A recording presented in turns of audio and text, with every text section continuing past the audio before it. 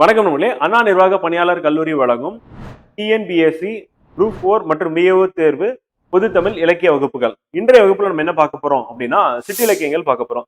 சிற்றிலக்கியங்கள் அப்படின்றது பாத்தீங்கன்னா பல வகையான இலக்கியங்கள் பார்க்க போறோம். அந்த இலக்கியத்தோட சிறப்பு என்ன, அதை பாடியது யாரு, அந்த இலக்கியங்கள்ல என்னென்ன கருத்துக்கள் பாத்தீங்கன்னா சொல்லப்படுகிறது அப்படின்றத பார்க்க போறோம். இது பல காலகட்டத்துல எழுந்ததெல்லாம் மொத்தமா சேர்த்து சிற்றிலக்கியங்கள் அப்படின்னு சொல்றோம். சிற்றிலக்கியங்கள் மொத்தம் 96 அப்படின்னு சொல்லி சொன்னது யாரு அப்படின்னா வீரமா முனிவர் சொல்றாரு அப்படி பாக்குறோம். பாத்தீங்கன்னா அவர் பிரபந்த மரபியல் அப்படின்ற நூல்ல பாத்தீங்கன்னா அந்த நூல்ல ஒரு குறிப்பிட்டு சொல்றாரு. அதுல சில வகையான சிற்றிலக்கியங்கள் அப்படின்றது நம்ம பார்க்க போறோம். நம்ம புத்தகத்துல இருக்கக்கூடிய சிற்றிலக்கியங்கள் அதை பேஸ் பண்ணி ஏற்கனவே பல கேள்வி கேட்டோம். முத்தொள்ளாயிரத்துல கேள்வி கேட்டோம். முக்கூடற்பல்லு, புலா, அந்த மாதிரி தூது, பரணி, கோவை, மடல், மாலை அப்படின்னு சொல்லிட்டு பல வகையான சிற்றிலக்கியங்கள் இருக்கு. அதுல நம்ம புத்தகத்துல இருக்கக்கூடியதான் நமக்கு கேள்வியாகவும் வருது அப்படி பாக்குறோம். எதெல்லாம் கேள்வியா வர்றதுக்கான வாய்ப்பு இருக்கும் நம்ம அதை பார்க்க போறோம். ஓகேங்களா. பேரிலக்கியங்கள் அப்படின்னு பார்க்கும்போது ஐம்பெருங்காப்பியங்கள் பார்த்திருக்கோம். அதுக்கு முன்னாடி சங்க இலக்கியங்கள் பார்த்திருக்கோம். இது சிற்றிலக்கியங்கள் அப்படின்னும் போது பாத்தீங்கன்னா குறிப்பிட்ட நிலப்பகுதி அங்க வாழக்கூடிய மக்கள் அவருடைய மொழி, அந்த மொழி நடையிலே பாத்தீங்கன்னா பாடப்பட்டுள்ளது அப்படின்றது இதனுடைய சிறப்பா இருக்கு அப்படி பாக்குறோம். பல சிற்றிலக்கியங்கள் பாத்தீங்கன்னா ரீசெண்டா ஒரு 250 ஆண்டுகளுக்கு முன்னாடி கூட எழுந்த சிற்றிலக்கியங்கள் இருக்கு. அதற்கு முன்னாடி 11ஆம் நூற்றாண்டு, 12ஆம் நூற்றாண்டு, 7ஆம் நூற்றாண்டு எழுந்த சிற்றிலக்கியங்களும் இருக்கு அப்படி பாக்குறோம். சிற்றிலக்கியங்கள் அப்படின்னும் போது நாயகர் காலத்தை சார்ந்த சிற்றிலக்கிய காலம் என்று அழைக்கலாம் அப்படின்னு சொல்லலாம். ஏன்னா பெரும்பான்மையா எழுந்தது அப்படின்னா நாயகர் காலம் தான். நாயக்கர்கள் அப்படின்றது பாத்தீங்கன்னா விஜயநகர மன்னர்கள் ஆண்டாங்க. அந்த காலகட்டத்தை சார்ந்தவர்கள் நாயக்கர்கள் அப்படின்னு சொல்லி பாக்குறோம். வீரமாமுனிவர் இயற்றிய சதுரகராதியில் பிரபந்தம் 96 என கூறி அவற்றின் பெயர்களையும் குறிப்பிட்டுள்ளார் அப்படின்னு சொல்லி பாக்குறோம். அறம், பொருள், இன்பம், வீடு, இதை நம்ம மொத்தத்தையும் பாடினா அது பேரிலக்கியம் சொல்லுவோம். அந்த 4 உறுதிப்பொருட்கள் ஒன்றோ பலவோ குறைந்து வருவது சிற்றிலக்கியங்கள் ஆகும் அப்படின்னு. அதுதான் சிற்றிலக்கியத்துக்கான டெபினிஷன் அப்படின்னு பாக்குறோம். மொத்தம் 96 வகை சிற்றிலக்கியங்கள் உள்ளன. சிற்றிலக்கியத்திற்கு பிரபந்தம் என்ற பெயரும் உண்டு. பிரபந்தம் அப்படின்றது வடமொழி சொல். அந்த சொல்லுக்கான பொருள் என்ன அப்படின்னு பாத்தீங்கன்னா நன்கு கட்டப்பட்டது அப்படின்றத அவனுடைய பொருள் அப்படி பாக்குறோம். சிற்றிலக்கியத்தின் இலக்கணத்தை கூறும் நூல் எது அப்படின்னா பன்னிரு பாட்டியல் அப்படின்ற நூல் தான் சிற்றிலக்கியத்துக்கான இலக்கணத்தை கூறுகிறது அப்படின்னு சொல்லுவாங்க. சிற்றிலக்கியத்தின் வகை அப்படின்றது 96. முதலாக கூறும் நூல் பிரபந்த மரபியல் அப்படின்னு பாக்குறோம். இதுவும் இம்பார்ட்டன் பாத்தீங்கன்னா அவற்றுள் கலம்பகம், பரணி, உலா, பிள்ளைத்தமிழ், தூது, குறவஞ்சி, பல்லு, அந்தாதி, கோவை, மடல், மாலை அப்படின்னு சொல்லிட்டு பாத்தீங்கன்னா போன்ற சிறப்பானவை அப்படின்னு பாக்குறோம். இதுல நம்ம பாத்தீங்கன்னா கலம்பகம், பரணி, உலா, பிள்ளைத்தமிழ், தூது, குறவஞ்சி, பல்லு, அந்தாதி பார்க்க போறோம். இதுல நம்ம பார்க்க போறதுல பாத்தீங்கன்னா இப்ப புத்தகத்துல இருக்கிறது எதுவோ மொத்தத்தையும் மொத்தமா சேர்த்து நம்ம இங்க பார்க்க போறோம். குறவஞ்சி அப்படின்றத ஃபர்ஸ்ட் சிற்றிலக்கியமா நம்ம பார்க்க போறோம். குறவஞ்சி அப்படின்னும் போது இதுக்கு பாத்தீங்கன்னா எங்க இருக்கு அப்படின்னு எடுத்துட்டு ஔவையாருடைய சங்க இலக்கிய பாடலான அகவன் மகளே அகவன் மகளே பாடுக பாட்டே அப்படின்னு சொல்லிட்டு ஒரு பாடல் இருக்கும். அந்த பாடல் வரியில பாத்தீங்கன்னா குறத்தி பாத்தீங்கன்னா பாடக்கூடிய பாடல். சோ அப்ப அந்த காட்சி எப்படி இருக்கும் அப்படின்னா தலைவன் வர்றத பாத்தீங்கன்னா வீதியில வரக்கூடிய தலைவனை பாத்தீங்கன்னா தலைவை பார்த்து காதல் கொள்றான். அந்த தலைவி என்ன பண்றா அப்படின்னா தலைவனுடைய நாட்டு வளத்தையும் தலைவனை பத்தி தெரிஞ்சுக்கிறதுக்காக என்ன பண்றான்னா குறத்தி கிட்ட என்ன சொல்றாங்க அப்படின்னா பாத்தீங்கன்னா நீ குறி பார்த்து சொல்லு அப்படின்னு சொல்லிட்டு பழக்கம் இப்பயும் இருக்கு குறி பார்க்கறது. அப்போ சொல்லும் போது தலைவியை ஹிண்ட் எடுத்து கொடுப்பாங்க. தலைவி தலைவியோட நாட்டை பத்தி பாடுவாங்க. பாடினோடனே இல்ல நீ அந்த இதை மலையை பத்தி பாடு அப்படின்னு. அந்த மலை அப்படின்னும் போது அப்போ உடனே குறத்திக்கு புரிஞ்சு ஓஹோ அப்படி போதா விஷயம் அப்படின்னு சொல்லிட்டு உடனே தலைவியோட காதலை குறத்தி புரிஞ்சுக்கிட்டு தலைவனுடைய நாட்டு வளத்தையும் தலைவனை பத்தியும் பாடுறான். பாடின உடனே பாத்தீங்கன்னா என்னன்னா தலைவி அந்த சந்தோஷத்துல குறத்திக்கு ஒரு பரிசு கொடுப்பா. குறத்தி இந்த பரிசு பாத்தீங்கன்னா மாலை பாத்தீங்கன்னா முத்து மாலை மாதிரி ஒரு விலை மாலை கிடைக்கும். அதை போட்டுட்டு போனோடனே குறவன் பார்த்துட்டு குறத்தியோட கழுத்துல இருக்க பார்த்தோன்னே அவனுக்கு உடனே அச்சம் வந்துடும். ஐயோ எப்படி இவளுக்கு கிடைச்சது அப்படின்னு சொல்லி அவன் உடனே சந்தேகப்படுறான். உடனே அவன் தலையில நட்டு ஒரு கொட்டு கொட்டி நீ சந்தேகப்படுற மாதிரிலாம் எதுவும் நடக்கல.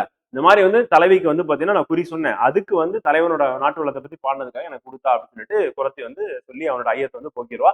இதுதான் பாத்தீங்கன்னா நம்ம சங்க இலக்கியத்துல குறுந்தொகையில அகவன் மகளே பாடுக பாட்டே அப்படி சொல்லி அகவன் மகளே அகவன் மகளே அப்படின்னு சொல்லிட்டு நல்லெடுங்குந்தல் அப்படி சொல்லிட்டு சொல்லுவான்னா பாடுக பாட்டே அப்படி சொல்லிட்டு பாடல் வரி வரும். அதுதான் நமக்கு ஒரு அடிப்படையா இருக்கு அப்படின்னு சொல்லி பாக்குறோம். அதே கதை தான் இங்கேயும் வரப்போகுது.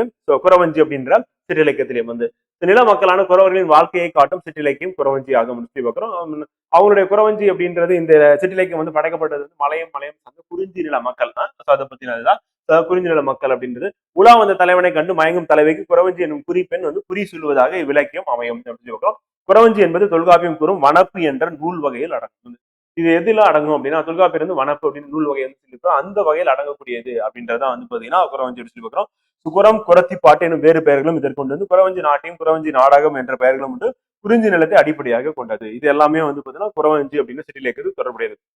அடுத்து குறி சொல்லும் மகளிரை ஔவையார் தன் குறுந்தொகை பாட்டில் அகவன் மகளே என்று அழைக்கிறார் அப்படின்றது குறிப்பு இருக்கு நமக்கு ஏற்கனவே. குறவஞ்சி அக இலக்கியமாக நூலாக இருப்பினும் தலைவன் தலைவி பெயர் கூடப்படும் சொல்லி பார்க்கணும். அது இலக்கியமா இருந்தாலும் தலைவன் தலைவி பெயரை சொல்லி பாடப்படுது. இயற்றமிழ் இசைத்தமிழ் என்ற இரண்டும் கலந்த இலக்கியம் குறவஞ்சி அப்படின்னு சொல்லுவோம். குறவஞ்சி பல பாக்கள் கலந்து வர பாடப்படுகிறது. குறவஞ்சி இலக்கியத்திற்கு முன்னோடி அடிப்படை நூல் வந்து குமரகுருபரின் மீனாட்சி புரம் அப்படின்னு சொல்லி பார்க்குறோம். அப்ப குறவஞ்சி இலக்கியத்திற்கு முன்னோடி அடிப்படை நூல் எது அப்படின்னு சொல்லி கேட்டுருவாங்க. அது இம்பார்ட்டன்ட். ஔவையார் வந்து பாத்தீங்கன்னா சங்க இலக்கியத்துல குறுந்தொகையில வந்து அகவன் வகையில அப்படின்ற பாடல் அது இம்பார்ட்டன்ட் அப்படின்னு சொல்லி பார்க்கிறோம். இதுக்கு முன்னாடி பார்த்த ஸ்டைல இருக்கிறது இம்பார்ட்டன்ட். அது இலக்கணம் அப்படின்னு சொல்லி பார்க்கும்போது பன்னிரு பாட்டியில் வந்து இதுக்கான இலக்கணம் என்ன சொல்றாங்கன்னா, இறப்பு நிகழ்வெதிர் வெண்முக்காலமும் வந்து திறம்பட உரைப்பது குறத்தி பாட்டேன். அதாவது இறந்த காலமும் நிகழ்காலமும் எதிர்காலத்தையும் வந்து திறம்பட உரைக்கக்கூடிய அந்த புரத்தியோட பாடல் குறி சொல்றாங்கல்ல. சோ அதுதான் வந்து பாத்தீங்கன்னா குறவஞ்சி அப்படின்னு சொல்லிட்டு பன்னிரு பாட்டியில வந்து பாத்தீங்கன்னா இதுக்கான இலக்கணத்தை சொல்லுது அப்படி வைக்கலாம். பெயர் காரணம் அப்படின்னு பார்க்கும்போது பாட்டுடைய தலைவன் வந்து உலா செல்லும் போது காதல் கொண்டு காம நோயால் தவிக்கும் தலைவிக்கு குறமகள் குறி சொல்வதாக அமைவது குறவஞ்சி இலக்கியமாகும். இப்ப குறி சொல்லும் போது தலைவியோட தோழியும் இருப்பாங்க, தலைவியோட தாயும் இருப்பாங்க வந்து. அப்ப என்னன்னா தலைவியோட தாய் இருக்கும் போது அவ சொல்லும் போது தலைவி இந்த மாதிரி காதல் வயப்பட்டாள் அப்படின்றது வந்து பாத்தீங்கன்னா குறிப்பால் தலைவியோட தாயும் செவிலித்தாயும் உணர்கின்ற மாதிரி ஒரு சூழ்நிலை வந்து அங்க நிலவும் அப்படின்றதா வந்து பாத்தீங்கன்னா அந்த பாடலுடைய சிறப்பா வந்து இருக்கும் சங்க இலக்கியத்துல அப்படி பார்க்க. நூல் அமைப்பு ஃபர்ஸ்ட் வந்து கடவுள் வாழ்த்து. அரசனையோ தெய்வத்தையோ வந்து தலைவனாக கொண்டு இது பாடப்படும் சொல்லி பார்க்கறது. கடவுள் வாழ்த்துல ஆரம்பிக்கக்கூடியதான் குறவஞ்சி அப்படி சொல்லி வரோம். கட்டியக்காரன் வரும்போது என்னன்னா தலைவனோட புகழ் வந்து பாடுறது. இல்லைன்னா மன்னன் வரும்போது வந்து பாத்தீங்கன்னா ராஜாதி ராஜ குலோத்துங்க அப்படின்னு சொல்லிட்டு நம்ம அந்த இரண்டாம் புலிகேசி வந்து வரும்போது வந்து வடிவேலுக்கு வந்து பாத்தீங்கன்னா அவர் இரண்டாம் புலிகேசியா இருப்பாரு. எப்படி பாடுறாங்களோ அந்த மாதிரி பாடக்கூடிய நபர் தான் வந்து பாத்தீங்கன்னா என்னன்னா கட்டியக்காரன் வரவு அப்படின்னு சொன்னா. அப்புறம் தலைவன் உலா வரல், அதுக்கப்புறம் தலைவன் வருவாரு. தலைவி பந்தடித்து விளையாடுதல் என்னன்னா அட்டென்ஷனை கிரியேட் பண்றது, வேற ஒண்ணும் இல்ல. எல்லாம் ஏதாவது கதையை பேசிட்டு இருப்பாங்க, ஏதாவது பண்ணிட்டு இருப்பாங்க. இந்த மாதிரி ஒருத்தன் வந்து திடீர்னு கத்தும் போது வந்து என்ன பண்ண எல்லாரும் அவனை பார்க்கும்போது பின்னாடி வந்து மன்னனோ தலைவனோ வரான் அப்படின்றது வந்து குறிப்பால் வந்து உணர்த்துறது அப்படி பார்க்கிறோம். உலாவுரம் தலைவனை கண்டு காதல் கொள்ளுதல், குரத்தி வருதல், குரத்தி தனது மலைவளம் கூறுதல், தலைவியின் கையை பார்த்து குறி சொல்லல், குரத்திக்கு பரிசளித்தல், குறவன் குரத்தி உரையாடல், வாழ்த்தல் ஆகிய பகுதிகளை உள்ளடக்கியதாக குறவஞ்சி நூலாமே. அவ்வளவுதான், குறவஞ்சி முடிஞ்சிச்சு. அப்ப குறவஞ்சி நூல் அப்படின்றத வந்து பாத்தீங்கன்னா இதெல்லாம் சேர்ந்தது தான் என்னன்னா குறவஞ்சி அப்படி பாக்குறோம். இது ரொம்ப சுலபமா இருக்கு. நம்ம ஏற்கனவே பார்த்தா அந்த கதை தான், சொன்ன கதை தான். ஆசிரியர் வந்து குறவஞ்சி இலக்கியம் இருக்குல்ல, சிறு இலக்கியங்கள் அதை பாடிய ஆசிரியர்கள் அவருடைய நூல் என்ன அப்படின்னு பார்த்தோம். திருக்கூட ராசப்ப கவிராயர் திருக்குற்றால குறவஞ்சி பலமுறை நமக்கு கேள்வியா கேட்டது வந்து. கோட்டையூர் சிவகுணம் தேசிகர் வந்து சரபேந்திர பூபால குறவஞ்சி அப்படின்ற அதுவும் இம்பார்ட்டன்ட் ப்ரீவியஸ் கொஸ்டின். பரதே நஞ்சப்பிள்ளை வந்து தமிழரசு குறவஞ்சி, இதுவும் ப்ரீவியஸ் கொஸ்டின். வேதநாயக சாஸ்திரி பெத்தலயம் குறவஞ்சி, இந்த தஞ்சை வானந்துறை அல்லது சீனிவாசன் வந்து கூட்டுறவு குறவஞ்சி. குமரகுருவர் மீனாட்சி குரம் ப்ரீவியஸ் கொஸ்டின் வந்து. விஸ்வநாத சாஸ்திரி வண்ண குறவஞ்சி, நகுமலை குறவஞ்சி அப்படி சொல்லி பார்க்கணும். நான் சர்க்கிள் பண்ணிக்கிறது எல்லாமே ப்ரீவியஸ் இயர்ல உங்களுக்கு கேள்வியா கேட்கப்பட்டது அப்படி சொல்லுவாங்க. திருப்பி அதே தான் கேட்பாங்க. ஸோ இம்பார்ட்டன்ட் அப்படி சொல்லி பார்க்கணும். அடுத்து திருக்குற்றால குறவஞ்சி, நம்ம ஃபர்ஸ்ட் குறவஞ்சி அதை பார்க்கணும். ஆசிரியர் வந்து திருக்கூடராசப்ப கவிராயர் அப்படின்னு இப்பதான் பார்த்து வந்து பாத்தீங்கன்னா ஊர் வந்து மேலரங்கம் குற்றாலத்துக்கு அருகில் இருந்தாரு. ஸோ அப்ப குற்றாலநாதர் அப்படின்ற சிவபெருமானை பத்தி பாடுறதா திருக்குற்றால குறவஞ்சி அப்படி சொல்லி பார்க்கிறோம் வந்து. இயற்றிய நூல்கள் திருக்குற்றால குறவஞ்சி, குறவஞ்சி எனும் இலக்கிய வகை சார்ந்தது அப்படி சொல்லுவாங்க. சிறப்பு பெயர்கள் வந்து குறத்தி பாட்டு, குறவஞ்சி இலக்கியம், குறவஞ்சி நாடகம் அப்படின்றதெல்லாம் இந்த திருக்குற்றால குறவஞ்சிக்கான சிறப்பு பெயர்களா இருக்கு அப்படி சொல்லி சிறப்புகள் வந்து திருக்குற்றால குறவஞ்சி முதல் குறவஞ்சி நூல் ஆகும் அப்படி பார்க்கிறோம் வந்து. அண்ட் இசை நயமும் ஓசை நயமும் மிகுந்த நூல் அப்படின்னு எதை சொல்றோம் அப்படின்னா குற்றால குறவஞ்சி. அகநூலாக இருப்பினும் தலைவன் தலைவி பெயர்கள் சுட்டுகிறது. அதாவது குறவஞ்சி நம்ம முதல்ல பார்க்கும் அகநூலா இருந்தாலும் தலைவன் பெயர் சுட்டக்கூடியது. திருக்குற்றாலத்தில் எழுந்தவர்கள் குற்றாலநாதரை தலைவனாகவும் வசந்தவல்லி தலைவியாகவும் வைத்து பாடப்பட்டது. குற்றாலநாதர் வந்து தலைவன், வசந்தவல்லி வந்து பாத்தீங்கன்னா தலைவி அப்படின்னு சொல்லி பார்க்கிறோம். அவங்கள வைத்து பாடப்பட்டது அப்படின்றது இம்பார்ட்டன்ட். குற்றால மலையின் வளமும் எழிலும் வசந்தவல்லி பந்தடித்தல், அடுத்து குரத்தி மலைவளங்கூறல், குரத்தி குறிக்கூறல், அதேதான் வந்து குறவன் குரத்தி உரையாடல் ஆகிய பகுதிகளை அமைந்துள்ளது அப்படின்னு பார்க்கிறோம். இதெல்லாம் அதனுடைய தொடர்ச்சியா இருக்குது. அங்க பாக்குறது அதேதான் வந்து.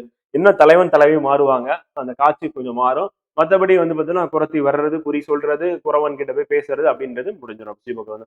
புத்து விசயரங்க சொக்கநாத நாயக்கர் காலத்தில் வந்து பாத்தீங்கன்னா குற்றாலநாதர் சிவன் முன்பு அரங்கேற்றப்பட்டது வந்து.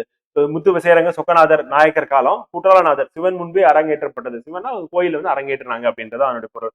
மதுரை ஆண்ட விசயரங்கநாதர் சொக்கலிங்க நாயக்கர் இவருக்கு குறவஞ்சி மேடு என்னும் நிலப்பகுதியை இனமாக வழங்கினார். இவர் திருக்குற்றால குறவஞ்சி வந்து பாடினதுனால திருக்கூட ராசப்ப கவிராயருக்கு வந்து பாத்தீங்கன்னா என்ன பண்றாரு, ஒரு நிலப்பகுதியை வந்து புலவருக்கு வந்து பாத்தீங்கன்னா வழங்குறாரு. அதே மாதிரி முத்து விசயரங்க சொக்கநாத நாயக்கர் காலத்துலதான் வந்து பாத்தீங்கன்னா குற்றாலநாதர் சிவன் முன்பு அரங்கேற்றப்பட்டது அப்படின்னு பாட்டார். தமிழ்நாட்டு தென்காசிக்கு அருகில் அமைந்திருக்கும் குற்றாலம் எனும் ஊரின் சிறப்பை புகழ்ந்து அங்குள்ள குற்றாலனை போற்றி பாடப்பட்டது. அப்ப ஊரையும் வந்து ஊரோட சிறப்பையும் சொல்றாங்க, அந்த குற்றாலநாதர் சிவனையும் போற்றி பாடப்பட்டுள்ள நூல் அப்படின்றதான் திருக்குற்றால குறவஞ்சி அப்படி சொல்லி பாக்குறோம். ஸோ அது இம்பார்ட்டன்ட். இசைத்தமிழ் ஏற்றமிழ் இரண்டும் கலந்த இலக்கியம் குறவஞ்சி. குறவஞ்சினாவே இசைத்தமிழ் ஏற்றமிழ் ரெண்டுமே கலந்தது அப்படி சொல்லி பாக்குறோம். மேற்கோள் வந்து திருக்குற்றால குறவஞ்சியில் வரக்கூடிய லைன் வந்து பாத்தீங்கன்னா முக்கியமான வானரங்கள் கனி கொடுத்து மந்தியோடு கொஞ்சம் மந்தி சிந்து கனிகளுக்கு வான் கவிகளும் கெஞ்சும் அப்படின்றது அதுக்குரிய வரக்கூடிய வரையும் மந்தினா குரங்கு வானரங்கள் அப்படின்றது வந்து பாத்தீங்கன்னா குரங்கு. அது வந்து கனி கொடுத்து மந்தியோடு அதனுடைய மந்தியோட அதனுடைய பேர் வந்து அதோட சேர்ந்து வந்து பாத்தீங்கன்னா இருக்கிறது அப்படின்றதான். இதை பார்க்கும்போது வான் கவிகளும் கெஞ்சும் அளவுக்கு இருக்கக்கூடிய அளவுக்கு வளங்கள் நிறைந்தது அப்படின்னு சொல்லி பார்ப்போம். அங்க இருக்கக்கூடிய விலங்குகளே அவ்வளவு சந்தோஷமா இருக்கும். அங்க வாழக்கூடிய மனிதர்கள் அப்படின்றது வந்து இன்னும் நிறைவா வாழ்வாங்க அப்படின்றதான். ஓட காண்பது பூமணர் வெள்ளம் ஒடுங்க காண்பது யோகியர் உள்ளம் அப்படின்றது திருக்கூற்றால குறவஞ்சில வரக்கூடிய லைனா வந்து இருக்கு அப்படி பாக்குறோம். இது வந்து நமக்கு கொடுத்துட்டு இது எந்த நூல்ல இடம்பெற்றுள்ள பாடல் வரி அப்படின்றது கேட்டுருவாங்க. அடுத்து பெத்தலகேம் குறவஞ்சி தஞ்சை வேதநாயக சாஸ்திரியார் வந்து பாத்தீங்கன்னா அவர் ஏற்ற ஊர் வந்து அவருடைய ஊர் வந்து திருநெல்வேலி. இயற்றினவர்கள் ஞானதச்சன், ஞான உலா, ஆரண திந்தம், பெத்தலகேம் குறவஞ்சி. பெத்தலகேம் அப்படின்னும் போது இது வந்து கிறிஸ்துவ மத நூல் அப்படின்னு சொல்லி பாக்குறோம். இங்க யாரு வந்து இயேசு கிறிஸ்து வந்து தலைவனா வைத்து பாடப்பட்டுள்ள நூல் அப்படின்னு சொல்லி பாக்குறோம். அதுவும் இம்பார்ட்டன்ட் அப்படின்னு சொல்லி பாக்குறோம். ஸோ அதுவும் நமக்கு கேள்வியா வந்து கேட்டுருவாங்க. சிறப்புகள் தொல்காப்பியரின் மனப்பு என்ற நூல் வந்து பாத்தீங்கன்னா அதுல வந்து வரக்கூடியது அப்படின்னு பாக்குறோம். குறவஞ்சினா அதுக்குள்ளதான் வரும் வந்து குற்றால குறவஞ்சிக்கு நிகரான நூல் அப்படின்னு எதை சொல்றாங்க அப்படின்னா பெத்தலகேம் குறவஞ்சி. அதுவும் இம்பார்ட்டன்ட். திருக்கூடராசப்ப கவிராயர் வந்து பாடுக தஞ்சை வேதநாயக சாஸ்திரி வந்து பாடினது வந்து பெத்தலகேம் குறவஞ்சி அப்படின்னு பார்க்கணும்.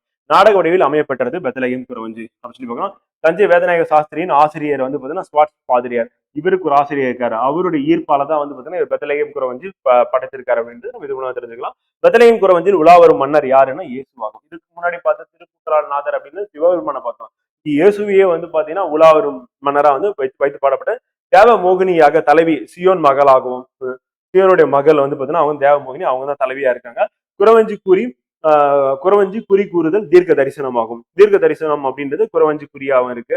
சிங்கன் குருவாகவும் நூவன் உபதேசியாகவும் அவர்கள் பிடிக்கும் பறவைகளாக மக்களும் பிடிக்கும் வலையாக இறைவாக்கு என்ற நற்செய்தியும் இடம்பெற்றுள்ளது. இதெல்லாம் வந்து அதுல இடம்பெற்றுள்ள அப்படி சொல்லி பாக்குறோம். வந்து தலைவன் தலைவி அப்படின்றது நம்ம ரொம்ப முக்கியமான ஒன்றா அதை நமக்கு எக்ஸாம் சொல்லிடுவாங்க. இந்நூல் முற்றுருவமாக திகழ்வது தனிச்சிறப்பாக முழுவதுமாக இருக்கிறது. தஞ்சை சரபோஜி மன்னருக்கு உற்ற நண்பராக இருந்தவர் தஞ்சை வேதநாயக சாஸ்திரி. அப்ப தஞ்சை சரபோஜி மன்னருக்கு உற்ற நண்பராக இருந்தவர் அப்படின்னு பார்த்தா அந்த அளவுக்கு செல்வாக்கு மிக்க ஒரு புலவர் செய்வார். தஞ்சை வேதநாயக சாஸ்திரி தமது 25 வயதில் பெத்தலகேம் குறவஞ்சி ஏற்றினார். எந்த வயதில் ஏற்றினார்? 25 வயதில் ஏற்றுறது அப்படின்றது பெரிய விஷயம் வந்து அது முற்றுருவமாக திகழக்கூடியது அப்படி பார்க்கலாம். அடுத்து பரணி 96 சிற்றிலக்கியங்கள் ஒன்று அப்படி சொல்லி பாக்குறோம். பரணி அப்படின்னும் போது வந்து பாத்தீங்கன்னா பல தடவை நமக்கு கேள்வியா கேட்கப்பட்ட ஒரு சிற்றிலக்கியங்கள் ஒன்று அப்படி பாக்குறோம். வந்து பரணி அப்படின்றது வந்து கலிங்கத்து பரணி அப்படின்றது உடனே உங்களுக்கு நினைவு வரக்கூடியது ஒண்ணு. போர்க்கள வெற்றியை புகழ்ந்து பாடும் இலக்கியம் அப்படின்றது பரணி அப்படின்னு சொல்லி வந்து பாத்தீங்கன்னா பரன் மீது இருந்து பாடப்படுவதால் வந்து பாத்தீங்கன்னா பரன் மேல ஏறி காளிக்கு பரணி நாளில் வழிபாடு செய்வது பற்றி குறிப்பிட்டது. அதே மாதிரி வந்து பரணி அப்படின்றது ஒரு நட்சத்திரம். இது எதுக்கு உகந்தது அப்படின்னா வந்து காளிக்கு யமனுக்கும் உகந்தது. போர்னாவே கொல்லப்படுவாங்க. கொல்லப்படும் மனிதர்களை வந்து உண்பதற்காக அங்க பேய்கள் வந்து சுத்தி திரியும் அப்படின்றத வந்து இதுல சொல்லியிருப்பாங்க. ஆனா பேய் அப்படின்ற ஒரு விஷயம் இல்லை அப்படின்றது வந்து நம்ம அறிவியல் பூர்வமான ஒன்று அப்படி பாக்குறோம். ஸோ அது சும்மா படத்துல வந்து காமிக்கிறதுக்காக வச்சிருக்காங்க. பட் நிஜத்துல அப்படின்றது வந்து பாத்தீங்கன்னா அப்படி ஒண்ணு இல்லை அப்படின்றதுதான் உண்மை அப்படின்னு சொல்லி பாக்குறோம். வந்து காளிக்கும் விமனுக்கும் உரிய நாள் அப்படின்னா பரணி. பரணி வந்து 13 உறுப்புகளை கொண்டது அப்படின்னு சொல்லி பாக்குறோம். 2 அடி தாலிசையால் பாடப்படுவது பரணியாகும். வந்து பரணியின் பாவகை வந்து களி தாலிசை அப்படின்னு சொல்லி பாக்குறோம். வந்து அடுத்து முதல் பரணி நூல் என்ன அப்படின்னா கலிங்கத்து பரணி. Very important. பரணி பாடுவதில் வல்லவர் வந்து ஜெயங்கொண்டர் அப்படி சொல்லி பாக்குறோம். ஆணை 1000 அமரடை வென்ற மாணவனுக்கு வகுப்பது பரணி என்பார் இலக்கண விளக்க பாட்டியல் வந்து பாத்தீங்கன்னா இது வந்து மேற்கோள் எதுக்குன்னா பரணிக்கு. இந்த பரணிக்கான இலக்கண விளக்க பாட்டியல் வந்து குறிப்பிடுவது என்ன அப்படின்றது வந்து பாத்தீங்கன்னா ஆணை 1000 அமரடை வென்ற மாணவனுக்கு வகுப்பது பரணி என்பார். வந்து 1000 யானைகளை வந்து வென்றவனுக்கு வந்து வகுப்பது பரணி அப்படின்னு பாக்குறோம். கலிங்கத்து பரணி அப்படின்றது வந்து பாத்தீங்கன்னா ஜெயங்கொண்டர் வந்து பாடியது. தக்கேக பரணி ஒட்டக்குத்தர் இரணியன் வதை பரணி வந்து பாத்தீங்கன்னா ஆசிரியர் தெரியவில்லை. லோகவதை பரணி அஞ்ஞான பரணி வந்து பாத்தீங்கன்னா தத்துவராயர். இது அண்ட் வங்கத்து பரணி வந்து அரங்கசீனி. திராவிடத்து பரணி வென்றோரால் பெயர் பெற்ற பரணி வந்து பாத்தீங்கன்னா ராசை கவிராயர் அப்படின்னு சொல்லி பாக்கணும். சீனத்து பரணி அப்படின்னு மூபி பாலசுப்ரமணியம். ஏன் வென்றோரல் அப்படின்னா கலிங்கத்து பரணி தோட்ட நாடு கலிங்க நாடு தற்போதைய ஒடிசா வந்து அதன் மீது பாடப்பட்டது அப்படின்றத வந்து கலிங்கத்து பரணி அப்படின்னு சொல்லி பாக்குறோம். வந்து அந்த திருச்செந்தூர் பரணி வந்து சூரன் வதை பரணி வந்து சூரசம்ஹாரம் அப்படின்றது வந்து முருகப்பெருமான் வந்து பண்ணக்கூடியது சொல்லி பாக்குறோம். பாசவதை பரணி வந்து வைத்தியநாத தேசிகர். புரட்சி தலைவி போர் பரணி வந்து அக்னி புத்திரன். வந்து இதுல ப்ரீவியஸ் இயர்ல என்ன கேட்டாங்க அப்படின்னு சொல்லி கேட்டீங்க அப்படின்னா இந்த ரெண்டுமே வந்து ப்ரீவியஸ் இயர் கொஸ்டின். கலிங்கத்து பரணி தக்கேக்க பரணி அப்படின்றது previous year question. Very very important. திருப்பி கேட்கக்கூடிய ஒன்று அப்படின்னு பாக்குறோம். மற்றதும் நமக்கு கேள்வி வர்றதுக்கான வாய்ப்பு இருக்கு அப்படின்னு பாக்குறோம். நம்ம கலிங்க பரணியில வந்து நம்ம பார்க்க போறது ஃபர்ஸ்ட் வந்து கலிங்கத்து பரணி. ஆசிரியர் வந்து ஜெயங்கொண்டர் அப்படின்னு நம்ம ஏற்கனவே பார்த்தாச்சு. வந்து பாத்தீங்கன்னா அவருடைய ஊர் எங்க அப்படின்னா தீபங்குடி திருவாரூர்ல இருக்கு அப்படின்னு பாக்குறோம். எனக்கு ஜெயங்கொண்டர் வந்து ரொம்ப ஃபேமஸ் ஆனார். அதனால அதுவும் கேட்கறதுக்கான வாய்ப்பு இருக்கு. இயற்றிய நூல்கள் கலிங்கத்து பரணி, இசையாயிரம், உலா மாடல் வந்து உலாமடல், கலிங்கத்து பரணி, இசை ஆயிரம் அப்படின்றது அவருடைய இயற்றிய நூல்களா இருக்கு அப்படின்னு பார்க்கணும். அது இம்பார்ட்டன்ட். பாடல்கள் வந்து கலிங்கத்து பரணி 13 பகுதிகளையும் 599 தாளிசைகளையும் கொண்டது அப்படின்றது இதுவும் கேட்டுருவாங்க. இவருடைய காலம் அப்படின்னா 11ஆம் நூற்றாண்டு இறுதி அல்லது 12ஆம் நூற்றாண்டு காலம் அப்படின்னு பாக்குறோம். அப்ப 1000 ஆண்டுகளுக்கு முன்னாடி வந்து ஜெயங்கொண்டர் வந்து பாடியிருக்காரு. ஆதரித்தவர் வந்து முதலாம் குலோத்துங்க சோழன் அப்படின்றது இம்பார்ட்டன். வந்து சிறப்பு பெயர்கள் வந்து தென் தமிழ் தெய்வ பரணி, முதல் பரணி அப்படின்றது எதை சொல்லணும், கலிங்கத்து பரணி. இது எல்லாமே கேள்வியா வர்றதுக்கான வாய்ப்பு இருக்கு. வெரி வெரி இம்பார்ட்டன்ட் பேஜ் அப்படின்னு பாக்குறோம் வந்து. அடுத்து சிறப்புகள் அப்படின் போது வந்து போர் முனையில் 1000 யானைகளை வந்து கொன்று வெற்றி கொண்ட வீரனை பாடுவது அப்படின்றதான் பரணி அப்படின்னு பார்க்கணும். 1000 யானைகளை கொன்று வெற்றி கொண்ட வீரனை பாடுவது. 1000 யானைகளை கொல்லக்கூடாதுதான். போர் அப்படின்னும் போது வந்து அந்த காலத்துல அது மரபா வந்து இருந்திருக்கு அப்படின்னு பாக்குறோம் வந்து. அடுத்து முதலாம் குலோத்துங்க சோழனின் அவை புலவராக திகழ்ந்தவர் யார் அப்படின்னா வந்து ஜெயங்கொண்டர் அப்படின்னு. இது இம்பார்ட்டன் வந்து. அடுத்து கலிங்கத்து பரணி முதல் குலோத்துங்க சோழனின் பெருமையை பற்றி கூறுகிறது அப்படின்றது இம்பார்ட்டன் வந்து. பரணியில் போற்றப்படும் தெய்வம் எதுன்னா கொற்றவை காளி வந்து. பாலநில தெய்வம் அப்படின்னு யார சொல்லுவோம்னா கொற்றவை வந்து சொல்லுவோம் வந்து. தமிழில் தோன்றிய முதல் பரணி இலக்கிய நூல் எது அப்படின்னா அது கலிங்கத்து பரணி. இது எல்லாமே இம்பார்ட்டன் வந்து. அடுத்து முதலாம் குலோத்துங்க சோழனின் படைத்தளபதி யார் அப்படின்னா கருணாக தொண்டைமான் வந்து. இவர் தான் போயிட்டு கலிங்க நாட்டின் மீது ஒடிசா மீது படையெடுத்து போயிட்டு வெற்றி பெறுவார் அப்படின்னு சொல்லி பாக்குறோம் வந்து. இன்றைய ஒடிசா மாநிலம் தான் பண்டைய கலிங்கமா இருந்தது. கலிங்க மன்னன் யாருன்னா அனந்தவர்மன். அனந்த பத்மன் மீது முதலாம் குலோத்துங்க சோழன் போர் தொடுத்து வெற்றி போன்றதை கூறுநூல். அப்ப தோற்ற நாடு கலிங்க நாடு. தோற்ற நாட்டின் மன்னர் வந்து பாத்தீங்கன்னா அனந்தவர்மன், அனந்த பத்மன் அப்படின்றது. இதன் மீது படையெடுத்து போனது யாரு அப்படின்னா கருணாகர தொண்டைமான் அப்படின்னு சொல்லிட்டு வந்து முதலாம் குலோத்துங்க சோழன் படைத்தளபதி அப்படின்றது நமக்கு இம்பார்ட்டன். அதுவும் நமக்கு எக்ஸாம் கொஸ்டின் கேட்டுவாங்க வந்து. கலிங்க நாடு அப்படின்றது 7 பிரிவுகளை கொண்டது. பரணிக்கோர் செயங்கொண்டர் என பலபட்டை சொக்கநாத புலவர் பாராட்டியுள்ளார். பரணிக்கோர் செயங்கொண்டர் வந்து பாராட்டினது யார் அப்படின்னு கேட்டுருவாங்க. பலபட்டை சொக்கநாத புலவர் பாராட்டியுள்ளார் அப்படின்னு இம்பார்ட்டன் வந்து. ஜெயங்கொண்டரின் சமகால புலவர் யாரு அப்படின்னா வந்து ஒட்டக்குத்தர் இந்நூலை தென் தமிழ் தெய்வ பரணி என சொன்னார். ஒட்டக்குத்தர் வந்து பாத்தீங்கன்னா அவரும் ஏற்றிருக்கிற நூல் வந்து பாத்தீங்கன்னா தக்கையக பரணி. அவர் வந்து என்ன சொல்றாரு அப்படின்னா கலிங்கத்து பரணி வந்து ஜெயங்கொண்டர் ஏற்றிருந்தது வந்து தென் தமிழ் தெய்வ பரணி அப்படின்னு சொல்லி சொல்றாரு வந்து பாத்தீங்கன்னா. இந்த லைன் இம்பார்ட்டன். யார் சொன்னா அப்படின்னு இம்பார்ட்டன். பரணிக்கோர் ஜெயங்கொண்டர் அப்படின்னா பலபட்டை சொக்கநாத புலவர் வந்து தென் தமிழ் தெய்வ பரணி அப்படின்னு சொன்னது யாரு அப்படின்னா ஒட்டக்குத்தர் அப்படி சொல்லுவாங்க. எனக்கு மிக விருப்பமான இலக்கியம் ஒன்று உண்டென்றால் அது கலிங்கத்து பரணி என்றவர் பேரறிஞர் அண்ணா. Very very important. இது வந்து கேள்வியா கேட்டுருவாங்க. அந்த அண்ணாவால் கோட் பண்ணி கொஸ்டின் கேட்கறதுக்கான வாய்ப்பு இருக்குது. கலிங்கத்து பரணி பற்றிய செய்திகள். கடவுள் வாழ்த்துல ஆரம்பிக்கும். மன்னனை வாழ்த்துவது வந்து. கடை திறப்பு அப்படின்னா ஊடல் நீங்கி கதவுகளை திறக்க பெண்களை வேண்டுவது வந்து. ஊடல் நீங்கினா என்ன பண்றாங்க, கணவனோட அந்த ஊடல் ஏற்பட்டு வந்து பாத்தீங்கன்னா கதவை வந்து சாத்திடுவாங்க. அதை நீங்கி பெண்கள் வந்து கதவை திறக்கிறது அப்படின்றத கடை திறப்பு அப்படின்றது. அடுத்து காடு பாடியது. பாலைநில வெப்ப கொடுமையை பாடிய பகுதி. அடுத்து பாலை நிலத்துக்கு போயிடுறாங்க. வெப்ப கொடுமை வந்து பாத்தீங்கன்னா கோயில் பாடியது. பாலை நிலத்தில் அமைந்திருக்கும் காளி தேவியின் கோயிலை பாடிய பகுதி. கொற்றவை வந்து பாடியது. தேவியை பாடியது. காளி தேவியின் தோற்றத்தை அடி முதல் முடி வரை வர்ணிக்கும் வந்து பாத்தீங்கன்னா பகுதி வந்து. பேய்களை பாடியது. பேய்களை பற்றி வருணனை பகுதி அப்படின்னா கலிங்கன்னா கலிங்கத்து பரணி போர்ல வந்து இறப்பு அப்படின்னும் போது பேய்களுக்கு வந்து ஒரே கொண்டாட்டம் அப்படின்ற மாதிரி பாடியிருப்பாங்க வந்து பாத்தீங்கன்னா. இது நம்ம கம்பராமாயணத்திலே இருக்கும். கம்பராமாயணத்திலே வந்து பாத்தீங்கன்னா அந்த பேய் என்ன பண்ணும் அப்படின்னா வந்து ஒரே குதூகலம் ஆயிடும். எதுக்கு அப்படின்னா போர் நடக்க போது அதுல நிறைய பேர் வந்து இறக்க போறாங்க. அவங்களுடைய ரத்தத்தையும் குடிக்க போட்டு அவங்களுடைய உடலை வந்து உணவா எடுத்துக்கலாம் அப்படின்னு பேய்களுக்கு கொண்டாட்டமா இருக்கும் அப்படின்ற மாதிரிலாம் வந்து அதுல வந்து பாடியிருப்பாங்க வந்து பாத்தீங்கன்னா. ஒரு கட்டத்துக்கு மேல உச்சத்துக்கு போய் என்ன பண்ணோம்னா பெண் பேய்கள் வந்து என்ன பண்ணும் அப்படின்னா அந்த வலிந்து ஒடுக்கிற ரத்தத்தை எடுத்து அதனோட தலையில தேய்ச்சி வந்து பாத்தீங்கன்னா தலையை வாரும் அப்படின்ற மாதிரி சொல்லியிருப்பாரு வந்து பாத்தீங்கன்னா. பேய்கள் வந்து தலை விரித்தி ஆடும் அப்படின்ற மாதிரி கம்பராமாயணத்துல வந்து பாத்தீங்கன்னா மிக அதிக அளவுல புனைந்து வந்து பாத்தீங்கன்னா பாடப்பட்டிருக்கும் அப்படின்னு சொல்லி பார்க்கலாம். அதே மாதிரிதான் இங்கேயும் வந்து பாத்தீங்கன்னா பாடப்பட்டிருக்கு அப்படின்னு சொல்லி பார்க்கலாம். இந்திரஜாலம் அப்படின்னு ஒரு முதிய பேய் தேவி முன் இந்திரசால வித்தைகள்லாம் மேஜிக் எல்லாம் பண்ணி காமிச்சு தேவியை வந்து மகிழ்விக்கிறது. யாருன்னா காளி தேவியா. ராச பாரம்பரியம் குலோத்தங்கன் குல மன்னர்கள் சரி முன்னோர்கள் பற்றி கூறும் பகுதி அப்படின்னு சொல்லி ராச பாரம்பரியம். அது ராஜனுடைய பாரம்பரியத்தை பத்தி பாடுறது அவருடைய முன்னோர்களை பத்தி பாடக்கூடிய பகுதி அப்படின்னு சொல்லி பார்க்கறோம் வந்து. அடுத்து பேய் முறைப்பாடு. பசி கொடுமை தாங்காமல் பேய்கள் தேவியிடம் முறையிடும் பகுதி வந்து. பசி தாங்க முடியல அதனால வந்து உடனே போர் நடக்கணும். பலர் வந்து மாளணும். மாண்டு விட்டார்கள் என்றால் அவர்களை வந்து பாத்தீங்கன்னா உணவா உண்ணணும். அவதாரம். குலோத்தங்கன் அவதரித்த சிறப்பை கூறும் பகுதி. அவன் குலோத்தங்கன் இருக்கிறதுனால போரே நடக்குது. அதனால அவனை பற்றி பாடுறது. காளிக்கு கூலி கூறியது. கலிங்க போரை நேரில் பார்த்து வந்த கூலி அப்போர் பற்றி காளி தேவிக்கு கூறிய பகுதி. போர் பாடியது. கலிங்க போர் பற்றி கூறும்போது களம் பாடியது. கலிங்க போரை எடுத்துரைத்த பேய் போர்க்களத்தை நேரில் சென்று காணும்படி காளி தேவி வேண்டியது வந்து பாத்தீங்கன்னா. காளி தேவி நீங்களே வந்து போர்க்களத்தை வந்து பார்க்கணும் அப்படின்னு சொல்லி பேய் வந்து கேட்டுக்குது. 13 பகுதிகளில் கடவுள் வாழ்த்து, கடை திறப்பு, ராச பாரம்பரியம், அவதாரம் என்ற 4 பகுதியை தவிர மற்ற 9 பகுதியும் போர் வர்ணனைகளே ஆகும்.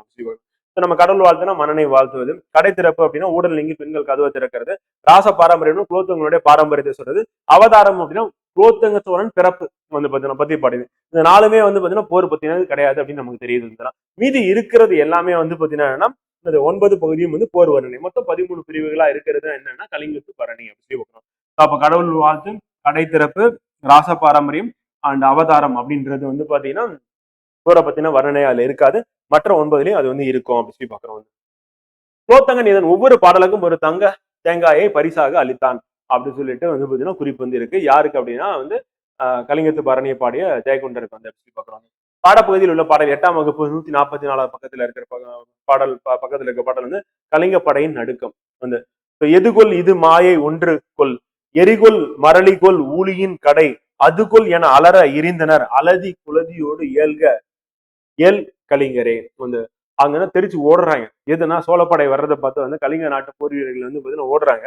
அந்த கலிங்கம் தோற்று சிதைந்தோடல் வலிவர் சிலர் கடல் பாய்வர் வெங்கரி மறைவர் சிலர் வழி தேடி மண்பிலம் கிளிவர் சிலர் தூறு மாண்டுவர் இருவர் ஒரு வழி போகல் இன்றியே போறதுக்கு வழி இல்லாம ஓடி போறாங்க. ஒருவரின் ஓட முந்தினர் உடலின் நிலனை வெறுவி அஞ்சினர். அவங்களோட நிழல் பார்த்து ஏதோ ஒண்ணு துரத்திட்டு வருதுன்னு பயப்படுற அளவுக்கு ஆயிட்டாங்க. அறுவர் வருவர் என இறைஞ்சினர் அபயம் என நடுங்கியே மலைகள் அதிர்வன போல் உடனென வளவன் விடுபடை வேலம் என்றிருள் முளைவர்கள் போரில் இன்று நம் முதுகு செய்யும் உபகாரம் என்பாரே புறமுதிட்டு ஓடி புகையில போய் மறைஞ்சுக்கிறாங்க அப்படின்னு ஜெயகொண்டர் வந்து பாடியிருக்காரு. அப்போ அது போர்க்கள காட்சி. பாடலின் பொருள் வந்து சோழர் படையின் தாக்குதலை கண்ட கலிங்கர் இது என்ன மாய வித்தியோ என வேந்தனர். பாடலின் பொருள் பார்க்கலாம். தம்மை எரிக்க வந்த தீயோ என அஞ்சினர் சோழர் படை தம் உயிரை பறிக்கும் காலனோ என எண்ணி அஞ்சினர் தமது இறுதி காலம் நெருங்கி விட்டதே என எண்ணி அலைந்து குலைந்து நடுங்கினர். அப்படி நடுங்கிய கலிங்க படையினர் கூட்டத்தில் இருந்து விலகி ஓடினர். சிலர் கடலில் தாவி குதித்து தப்பினர். சிலர் யானைகளின் பின்னே மறைந்து கொண்டனர்.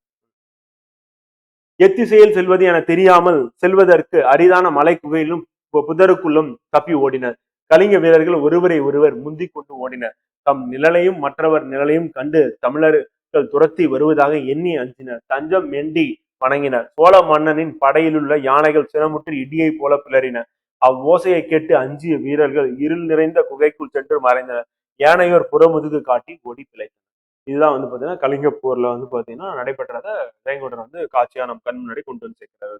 சொல்லும் பொருளும் பிலம் அப்படின்னா மலை குகை, மண்டுதல்னா நெருங்குதல், வலிவர் அப்படின்னா வந்து நழுவி ஓடுவர், உடன்றன சினந்து எழுந்தன, இறைஞ்சினர் வணங்கினர், கரி யானை, அறுவர் தமிழர், மரளி காலன், கூறு அப்படின்றதான் அதனுடைய பொருளா வந்து இருக்கு அப்படின்னு பார்க்கலாம். அடுத்து நம்ம பார்க்க போறது வந்து முத்தொள்ளாயிரம்.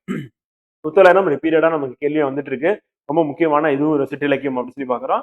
முத்தொள்ளாயிரம் அப்படின்றது வந்து பாத்தீங்கன்னா மூவேந்தர்களையும் பத்தி 900 பாடல்கள். அதனால 900 into 3 போட்டீங்கன்னா வந்து 2200 பாடல்கள் பாடப்பட்டுள்ளது அப்படின்னு சொல்லி பாக்குறோம். சங்க இலக்கியத்திற்கு பின்பும் அறநூல்களுக்கு முன்பும் வந்து இது தோன்றி இருக்க வேண்டும் அப்படின்னு கணிச்சிருக்காங்க. சங்க இலக்கியம் அப்படின்னும் போது வந்து பாத்தீங்கன்னா காலகட்டம் வந்து கிமு 3ஆம் நூற்றாண்டு கிபி 3ஆம் நூற்றாண்டு. அதுக்கப்புறம் அறநூல்கள் வந்து தோன்றிருச்சு களப்பிரர் காலத்துல. அதுக்கு இடைப்பட்ட காலத்துல இருந்ததுதான் முத்தொள்ளாயிரம் அப்ப வந்து நம்ம இதுக்கு முன்னாடி 11 12ஆம் நூற்றாண்டு ஜெயங்கொண்டர் காலம் வந்து பார்த்தோம். அதுக்கும் முன்னாடி தோன்றியது அப்படின்னு முத்தொள்ளாயிரம். அகமும் புறமும் இணைந்த நூல் எனினும் அகப்பொருளுக்கே முதன்மை தருகிறது. சிலப்பதிகாரத்துக்கு முன்பே மூவேந்தர்களை பற்றி பாடிய நூல் அப்படின்னும் போது சிறப்பு வாய்ந்தது அப்படின்னு முத்தொள்ளாயிரம். நூலின் ஆசிரியர் பெயர் தெரியவில்லை. 3 வேந்தர்களை பற்றி 900 into 3 அப்படி சொல்லி போட்டீங்கன்னா பாடல்களை கொண்ட நூல் முத்தொள்ளாயிரம் அப்படின்னு சொல்லுவாங்க. சிறந்த இலக்கிய வளமும் கற்பனை வளமும் நிறைந்த நூல் அப்படின்னா எதை சொல்றோம்னா முத்தொள்ளாயிரத்தை வந்து நம்ம சொல்றோம். அடுத்து முத்தொள்ளாயிரம் விருந்து என்னும் மனப்பு வகையை சார்ந்தது. இது விருந்து என்னும் மனப்புகையை சார்ந்தது. இது முத்தொள்ளாயிரம் கோதை எனும் மரபு பெயர் சேரனுக்குரியதா வந்து இருக்கு. கோதைனா யாருன்னு கேட்டுருவாங்க. செம்பியான் அப்படின்ற மரபு பெயர் யாருக்குன்னா சோழனுக்குரியதா இருக்கு. வந்து மாறன் என்னும் மரபு பெயர் வந்து பாண்டியனுக்குரியதா இருக்கு. மேட்ச் ஆஃப் ஃபாலோயிங் கேட்டலாம் டேரக்டாவே கேள்வியும் கேட்கறதுக்கான வாய்ப்பு இருக்கு. முத்தொள்ளாயிரத்துல குறிப்பு இருக்கு. மூவேந்தர்களை பற்றி பாடப்பட்டது. மூவேந்தர்களின் ஆட்சி சிறப்பு, படை சிறப்பு, போர் திறன், கொடை முதலிய செய்திகளை கூறும் நூல் எது அப்படின்னா வந்து முத்தொள்ளாயிரம். சிலப்பதிகாரத்துக்கு முன்னாடி வந்து இது முழுமையாக கிடைக்கவில்லை. புறத்திரட்டு வாயிலாக 108 வெண்பாவும் பழைய உரைகளில் 22 வெண்பாகவும் கிடைத்துள்ளன. இவ்வளவு கிடைச்சிருக்கு கொண்டு நமக்கு கேள்வியை வந்து கேட்டிருக்காங்க. அதனால வெரி வெரி இம்பார்ட்டன் அப்படின்னு சொல்லுவாங்க முத்தொள்ளாயிரம் அப்படின்னு சொல்லிட்டு சிற்றிலக்கியத்துல ரொம்ப முன்னாடியே பாடப்பட்டது அப்படி சொல்லி அடுத்து பாடப்பகுதியில் உள்ள பாடல்கள் 9ஆம் வகுப்பு 189 பக்கத்துல வந்து பாத்தீங்கன்னா சேர நாட்டை பத்தி பாடுறது, அதனுடைய வளத்தை பத்தி பாடுறது. அல்லல் பரணத்து அரட்காம்பல் வாயவில வெள்ளந்தீம் பட்டது என வெறி புள்ளினம் தன் கை சிறகால் பார்ப்பெடுக்கும் கவ்வை உடைத்தாரோ நச்சிலைவேல் போக்கோதை நாடு. வந்து சேர நாட்டை பத்தி தான் பாடுறாங்க. சேர நாட்டுல வந்து பாத்தீங்கன்னா நீர்நிலை இருக்கு. வேறுபட்ட நீர்மிக்க வயல்களில் அரக்கு நிறத்தில் செவ்வாம்பல்கள் மெல்ல விரிந்தன. வந்து வாமல்கள் வந்து பாத்தீங்கன்னா விரியும் போது அதை பார்த்த உடனே அதை கண்ட நீர்ப்புறங்கள் தண்ணீரில் தீப்பிடித்து விட்டது அப்படின்னு சொல்லி அதை அஞ்சி விரைந்து தம் குஞ்சுகளை சிறகுக்குள் ஒடுக்கி வைத்துக் கொண்டனர். வந்து குஞ்சுகள் இருந்து காப்பாத்து. அடடா, பகைவர் அஞ்சும் வேலை கொண்ட சேரனின் நாட்டில் இந்த அச்சம் இருக்கின்றது அப்படின்னு சொல்லிட்டு அந்த பறவைகள் நினைக்கிற மாதிரி பாடியிருக்காங்க அப்படி பார்க்கலாம். இதுல வந்து நமக்கு முக்கியம் வந்து பாத்தீங்கன்னா என்னன்னா அந்த பாடல் இடம்பெற்றுள்ளது முத்தொள்ளாயிரம். எதை பத்தி பாடிருக்காங்கன்னா சேர நாட்டுடைய நீர்நிலையை பத்தி பாடிருக்காங்க அப்படின்னு சொல்லி பார்க்கணும். சேரனுடைய பெருமையும் அதுல இருக்கு. கோக்கோதை நாடு, கோதை அப்படின்னா வந்து பாத்தீங்கன்னா சேரனுக்கு மரபு பெயர் அப்படி பார்க்கலாம். சொல்லும் பொருள் வந்து அல்லல் சேரு ப்ரீவியஸ் கொஸ்டின். பலனம் அப்படின்னா நீர்மிக்க வயல் ப்ரீவியஸ் கொஸ்டின். வெறினா அஞ்சி ப்ரீவியஸ் கொஸ்டின். பார்ப்பு அப்படின்றது கொஞ்சம் வந்து பாத்தீங்கன்னா பறவையோட கொஞ்சம் அப்படி சொல்லி பார்க்கலாம். அடுத்து சோழ நாடு. காவல் உழவர் களத்து அகத்து போரேறி வந்து நாவலவோ என்று செய்க்கும் நாளோதை காவலன் தன் கொல்யானை மேலிருந்து புற்றிசைத்தல் போலுமே நல் யானை கோக்கில்லி நாடு. வந்து என்னன்னா காவல் உழவர் வந்து களத்து போர் ஏறி வந்து களத்துல வந்து பாத்தீங்கன்னா நெல் வயலுக்கு வச்சிருக்கோம். அது மாதிரி ஏறி நின்று அவன் கத்துறது பார்க்கும்போது வந்து பாத்தீங்கன்னா போர்ல வந்து பாத்தீங்கன்னா யானை மீதுல இருந்து கத்துற மாதிரி ஒரு காட்சி வந்து தெரியுது அப்படின்னு சொல்லி அதை கம்பேர் பண்ணி எழுதியிருக்காரு. கோக்கில்லி நாடு அப்படின்னு சொல்லி சொல்றாங்க. பாட்டு நெல்லை அறுவடை செய்து காக்கும் உழவர்கள் நெற்போர் மீது ஏறி நின்று கொண்டு மற்ற உழவர்களை வந்து நாவலவோ என்று கூவி அழைப்பார். இவ்வாறு அவர்கள் செய்வது வீரர்கள் போர்க்களத்தில் கொடியானை மீது ஏறி நின்று கொண்டு மற்ற வீரர்களை நாவலவோ என்று அழைப்பது போல யானை படைகளை உடைய சோழனது நாடு இதற்கு வளமும் வீரமும் மிக்கது. அப்ப யானை படைகள் அப்படின்றது சோழ நாட்டுல இருக்கு, நெற்குவியல் அப்படின்றது சோழ நாட்டுல இருக்கு அப்படின்னு சொல்லி சொன்னோம். நாவலோ அப்படின்னா நாள் வாழ்க என்பது போன்ற வாழ்த்து. இசைத்தாள் அப்படின்னா ஆரவரத்தோடு கூவுதல் அப்படின்றது அதனுடைய பொருள் வந்து பாத்தீங்கன்னா இது கேட்கறதுக்கான வாய்ப்பு இருக்கு. அடுத்து பாண்டிய நாடு தொடர்பான ஒரு பாடல் வந்து 900 வந்து பார்க்க போறோம். நந்தின் இளஞ்சினையும் புன்னை குவி முட்டும் பந்தர் இளம் முகின் பாளையும் சிந்தி திகழ் முத்தம் போல் தோன்றும் செம்மற்ற தென்னன் நகைமுத்த வெண்கொடையான் நாடு. வந்து வெண்கொடையான் அப்படின்னு நாடு வந்து பாத்தீங்கன்னா பாண்டியனோட நாடுதான் வந்து. அதுவும் வந்து தென்னன் அப்படின்னா வந்து பாண்டியனை வந்து குறிக்கிறது. வந்து இதெல்லாம் 900 தங்குகள் மணலில் ஈணுகின்ற முட்டைகள் வந்து முத்துக்கள் போல் இருக்கின்றன. தங்குகள் ஈணுகின்ற முட்டைகள் முத்துக்கள் போல. முத்துனாவே பாண்டிய நாடு தான். தரையில் உதர்ந்து கிடக்கும் புன்னை முட்டுக்கள் வந்து அதுவும் முத்துக்கள் போல் இருக்கின்றன. பந்தல் போட்டது போல் தோன்றும் பாக்கு மரத்தின் பாலையிலிருந்து சிந்தும் மணிகளும் முத்துக்கள் போன்று இருக்கின்றன அப்படின்றதான் அந்த பாடல்ல இருக்கக்கூடிய பொருளா இருக்கு அப்படின்னு சொல்லி பாக்குறோம். முத்துக்களாலான வெண்கொற்றை குடை உடைய பாண்டியனது நாடு இத்தகைய முத்துவலம் மிக்கது அப்படின்னு சொல்லிட்டு இந்த பாடல் வந்து முடியுது. வந்து நந்துனா சங்கு, கமுகுனா பாக்கு, முத்தம் அப்படின்னா முத்து, கமுகு வந்து ப்ரீவியஸ். இது நமக்கு எக்ஸாம்ல கொஸ்டின் வந்து கேட்டிருக்காங்க. வந்து இம்பார்ட்டன் வந்து. அடுத்து தூது. தூது அப்படின்னும் போது வந்து பாத்தீங்கன்னா பல தூது வந்து இருக்கு. வந்து பாத்தீங்கன்னா தூது இலக்கியம் அப்படின்றது என்னன்னா தலைவன் வந்து தலைவிக்கு அனுப்புறது, தலைவி வந்து தலைவனுக்கு அனுப்புறது, அரசன் வந்து பாத்தீங்கன்னா இன்னொரு அரசனுக்கு அனுப்புறது, ஔவையாரே வந்து பாத்தீங்கன்னா தூது வந்து போயிருப்பாரு. வந்து அந்த மாதிரி வந்து பாத்தீங்கன்னா தூது அப்படின்றது வந்து சங்க இலக்கியத்துல இருந்து இக்கால இலக்கியம் வரையும் இப்ப வரையும் இருக்கு அப்படின்னு சொல்லி தூது செல்றது வந்து பாத்தீங்கன்னா இப்ப உதாரணத்துக்கு வந்து பாத்தீங்கன்னா இரண்டு ஆட்சியாளர்கள் இருப்பாங்க. அவங்களுக்கு இடையே வந்து பாத்தீங்கன்னா பேசுறதுக்கு வந்து தூது வந்து அம்பாசிடர் சொல்றாங்க. அவங்களை அனுப்பி போயிட்டு முதல்ல பேச்சுவார்த்தை நடத்துறது. அதுக்கப்புறம் வந்து சுமூகம் ஆனதுக்கு அப்புறம் இவங்க போய் பேசுறது. அந்த மாதிரி தொல்காப்பியர் காலத்தில் இலக்கிய பிரிவாக விளங்கிய ஒன்று தூது என்று சிற்றிலக்கியம் ஆகும் அப்படின்னு சொல்லி பார்க்கிறோம். தன் கருத்தை பிரிதொருவருக்கு தெரிவிக்குமாறு ஒருவரை தன் சார்பாக அனுப்புவதே தூது அப்படின்னு பார்க்கிறோம். நம்ம திருக்குறளின் தூது அப்படின்னு ஒரு அதிகாரம் வந்து இருக்கு. அப்ப தூது போகக்கூடியவங்களுக்கு வந்து பாத்தீங்கன்னா என்னென்னலாம் பண்பு நலங்கள் இருக்குன்னு சொல்லி வள்ளுவர் அழகா வந்து சொல்லியிருப்பாரு. வந்து பாத்தீங்கன்னா அது அப்படியே வந்து ஐஎஃப்எஸ் ஆபீசருக்கு வந்து பாத்தீங்கன்னா பொருந்துமாறு இருக்கும். இக்காலத்துக்கும் பொருந்துமாறு இருக்கும். வந்து இந்தியன் ஃபாரின் சர்வீஸ்க்கு வந்து இது அகத்தூது புறத்தூது என இரு வகைப்படும். புறத்தூதிற்கு சிறந்த சான்றாக திகழ்வர் யாருன்னா அதியமானின் சார்பாக தொண்டைமானிடம் வந்து தூது சென்று ஔவையார் அப்படி போயிட்டு ஔவையார் அங்க சும்மா இருக்க மாட்டாங்க. அடடே உங்களுடைய போர் தளவாடங்கள்லாம் வந்து பலன்னு வந்து சூப்பரா இருக்கு அப்படின்னு சொல்லி சொல்லுவாங்க. உடனே வந்து பாத்தீங்கன்னா தொண்டைமானுக்கு அப்படியே மிக்க சந்தோஷம் அப்படின்னு சொல்லிட்டு சொல்லுவாங்க. அதுக்கு ஔவையார் சொல்லுவாங்க அதியமான் கிட்ட இருக்கிறதெல்லாம் வந்து பாத்தீங்கன்னா வளைஞ்சி நெளிஞ்சு ரத்தக்கரை படிஞ்சிருக்கும் அப்படின்னு. அதுல இருந்து என்ன தெரியுதுன்னா அவன் போர் அப்படின்றது ஒரு தொழிலாவே வச்சுட்டு ஓயாம போர் செஞ்சுட்டு இருக்கனால அவனுடைய இதெல்லாம் வந்து பாத்தீங்கன்னா அடிக்கடி ரிப்பேர் பண்ற மாதிரி இருக்கும். நீ வந்து பாத்தீங்கன்னா போருக்கே போகாத மாதிரி அப்படியே புத்தம் புதுசா வச்சிருக்க அப்படின்னு சொல்லிட்டு ப்ராக்டிக்கலா வந்து பாத்தீங்கன்னா உனக்கு எக்ஸ்பீரியன்ஸ் இல்லை அப்படின்றத ஔவையார் வந்து நாசுக்கா வந்து சொல்லியிருப்பாங்க. வந்து பாத்தீங்கன்னா இந்த மாதிரி தூது எல்லாம் வந்து பாத்தீங்கன்னா பல சிறப்பு வாய்ந்த கதைகள்லாம் நம்மகிட்ட இருக்கு. அது என்னென்ன அப்படின்றத அடுத்து நம்ம பார்க்க போறோம். அகத்தூதிற்கு சிறந்த சான்றாக வந்து திகழ்வது காமமிக்கு கலிப்படர் கிழவியார் தலைவியிடம் தூது அனுப்புவது வந்து பாத்தீங்கன்னா காமம் மிகுந்து நம்ம தலைவனுக்கு வந்து தூது அனுப்புறாங்க கலிப்படர் கிழவியார் மூலியமா. தூது இலக்கியத்திற்கு வாயில் இலக்கியம் அப்படின்னு சொல்லிட்டு சந்தி இலக்கியம் என்ற பெயர்கள் மட்டும் பாட்டம் வந்து கேட்டிருக்காங்க. ஸோ சந்தி இலக்கியத்தை தலைவன் தலைவியிடம் தூது அனுப்புவான். வந்து நெஞ்சுவிடு தூது முதல் தூது இலக்கியம் இம்பார்ட்டன்ட், பல தடவை கேள்வி கேட்கிறேன். அன்னம், மயில், கிளி, மேகம், பூவை, தோழி, குயில், நெஞ்சு, தென்றல், வண்டு இன்னும் 10மே தூதுவிடும் தகுதியை உடைய பொருளாக. கிளியே போப்போம்னு சொல்லிட்டு ஒரு பாட்டு கூட இருக்கும் அந்த கார்த்திக் படத்துல வந்து பாத்தீங்கன்னா, ரொம்ப பழைய படம் வந்து நல்லா காமெடியா இருக்கும். அந்த கவுண்டமணியும் அதுல நடிச்சிருப்பாரு வந்து பாத்தீங்கன்னா. அந்த படத்துல வரக்கூடிய அந்த வரி எல்லாமே தமிழ் சினிமா பொறுத்தவரையும் வந்து பாத்தீங்கன்னா சங்க இலக்கியத்தை எடுத்து கையாளாத எடுத்து யூஸ் பண்ணாத பாடலாசிரியர்களே கிடையாது அப்படின்னு சொல்லி சொல்லலாம். வந்து பாத்தீங்கன்னா அது மிகுதியா வந்து பயன்படுத்தியிருக்காங்க அப்படின்னு சொல்லி பாக்குறோம். அதனால வந்து அவங்க சிறப்பும் பெற்றிருக்காங்க அப்படின்னு சொல்லி பாக்குறாங்க. அப்ப வந்து பாத்தீங்கன்னா அவங்களுக்கு வந்து புகழ் வந்து பாத்தீங்கன்னா பாதிக்கு மேல யாருக்கு போனா சங்க இலக்கிய புலவர்களுக்கும் இல்லைன்னா தமிழ் புலவர்களுக்கும் வந்து போய் சேரும் அப்படின்னு சொல்லி பாக்குறோம். வந்து பாத்தீங்கன்னா அன்னம் முதல் வண்டு வரை 10 தூதையும் பாடியவர் வந்து பாத்தீங்கன்னா மீனாட்சி சுந்தரம் இல்லை அப்படின்னு சொல்லி பாக்குறோம்.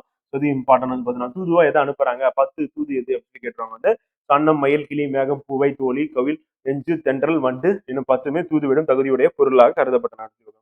தமிழ் நாரை, நெல், மான், பணம், செருப்பு என்பனவும் பின்னாளில் தூதாகும். செருப்பு எடு தூது அப்படின்றதே வந்து பாத்தீங்கன்னா ஒரு சிற்றிலக்கியத்தை வந்து படைச்சிருக்காங்க அப்படின்னு சொல்லி பாக்குறோம். அந்த மாதிரிலாம் இருந்திருக்கு. வந்து தமிழ் இலக்கியத்தின் தூது என்ற சிறப்புக்குரியவர்கள் ராமாயணத்துல அனுமன் தூது. இந்த யாருன்னா ராமன் வந்து சீதையை பாக்குறதுக்காக போயிட்டு சீதையை போய் கூட்டிட்டு வந்துரு எப்படியாவது அப்படின்னு சொல்லியிருக்கோம். ஆனா போனா சீதை என்ன பண்ணா, அதெல்லாம் முடியாது, ராமன் வந்து போரை செஞ்சு என்னை வந்து மீட்டு கொண்டு போனோம், அப்பதான் எனக்கு வந்து கெத்து அப்படின்னு சொல்லிடுவாங்க. வந்து பாத்தீங்கன்னா அப்பதான் அது மிகப்பெரிய காப்பியமா வந்து மாறுது, மிகப்பெரிய போர் வந்து நடக்குது அப்படின்னு சொல்லி பாக்க அந்த போர்க்கள காட்சியெல்லாம் வந்து கம்பர் நம்ம கண்ணு முன்னாடி கவிதை நயத்தோட வந்து சிறப்பா வந்து படைச்சிருப்பாரு வந்து அனுமன் தூது. அப்புறம் அங்கதன் தூது.